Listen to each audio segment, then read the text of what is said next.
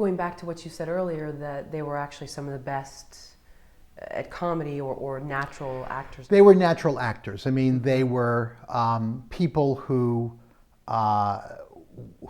had a natural proclivity to make things up, on the spot.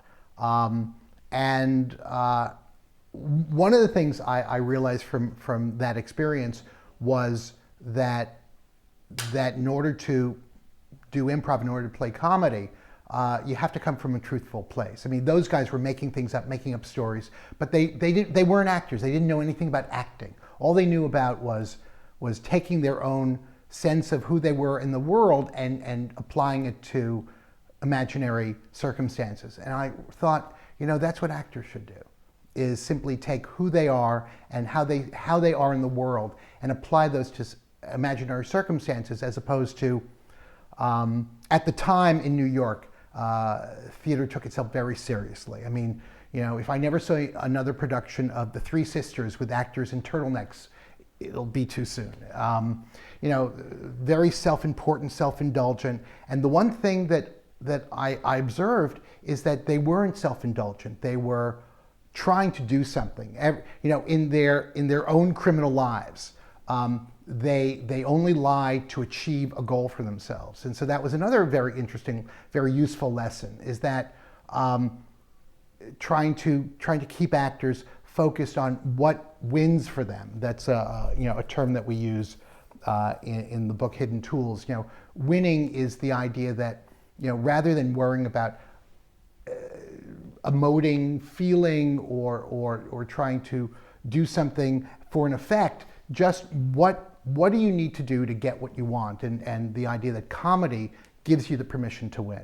Comedy gives you the permission to do what you might not ordinarily do in real life, but given the permission, you might grab a girl and kiss her, which in its suddenness and lack of transition might appear funny to somebody. But in effect, it's simply somebody giving themselves the permission to do what they need to do in order to win.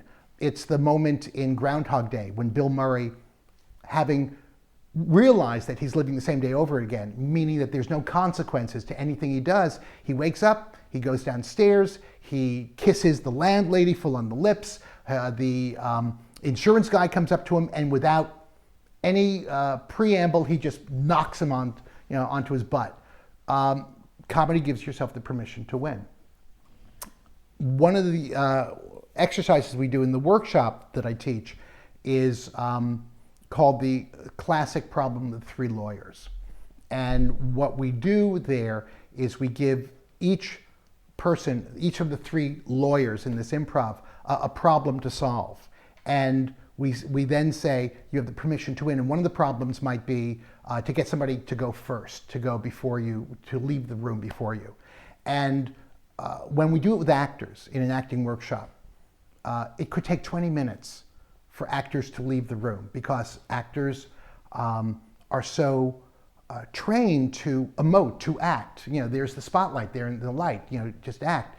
But in comedy, it's not about being on stage, it's about doing what you need to do in order to win. So when I say to them, you have the permission to win, sometimes somebody will get the idea to pick up one of the other lawyers and just throw him out the room. That gets the other lawyer out first. It's comic without trying to be funny. And that's the other key, is that if you look at great comic actors, contemporary comic actors, like Ben Stiller, say, or Bill Murray, what they're doing in their films is doing what the character needs to do, following their character's needs and wants, fears and desires, but they're not trying to be funny.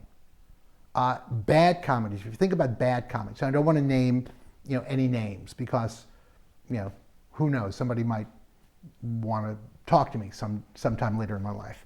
But just think about a bad comedy you've seen, and what you can see more often than not, especially bad sitcoms, are people trying to be funny, trying to do, wouldn't it be funny if? And that's probably the biggest error that new actors and new writers make, is the idea that doing a comedy means you're trying to be funny, which is the equivalent of an actor or actress trying to do drama, so crying on, just crying up a storm.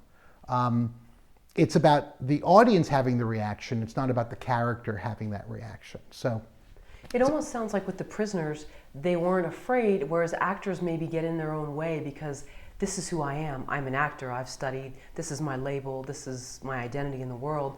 And so much is built around that.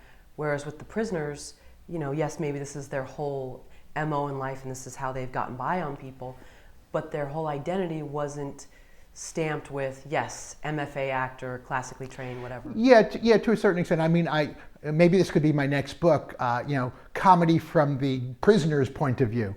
But I think, again, if you look at great improvisers, sketch comics, stand-ups, people who haven't had acting training, but have had comedy training, which means that they've had training on relating to what's in their environment, seeing what's really there and letting it affect them and having an opinion about it. You don't need to have studied with Uta Hagen to do great comedy. I mean, look at Jerry Seinfeld and Bob Hope, Woody Allen. None of them studied with great masters of Stanislavski, but they all had the ability to see the world the way it was and have their character have a reaction to that world while trying to move through the scenario, trying to get what they want. And so that immediacy, that breaking the fourth wall, even if you're not talking to the camera, they're breaking the fourth wall because they comment on what's actually happening around them. Great comics doing ad libs is basically commenting on what's real in their environment, and that creates comedy. I mean, so the Judd Apatow films are full of actors who are simply coming up with ad libs. In fact, they do ad liborama, meaning they'll have a setup and they'll have a setup line, and then they'll film the actor doing response, and they'll do 13 or 14 different kinds of responses, and all the responses are based upon what do you really see, what's really happening, and what's the most simple, direct, and honest response. There's a moment in 40-Year-Old Virgin in which Steve Carell is being taken home by the bookstore lady, and she's getting all, crazy on him, all kinky. She gets into the bath, she starts to pleasure herself, and they tried any number of funny lines, funny ad libs. And finally, none of them were really working, none of them were really popping. Finally, Judd Apatow just walked to Steve Carell and said, so what does it look like? What do you think? And Steve Carell looks and says, it's graphic. And that's the line they used in the movie. Wow, it's graphic. Because that was the simple, direct, honest response to what he's seeing. And that's basically what comedy is. Comedy is seeing what's really happening and having some kind of a response to it, or at least that's part of comic acting. And you can apply that to comic writing too.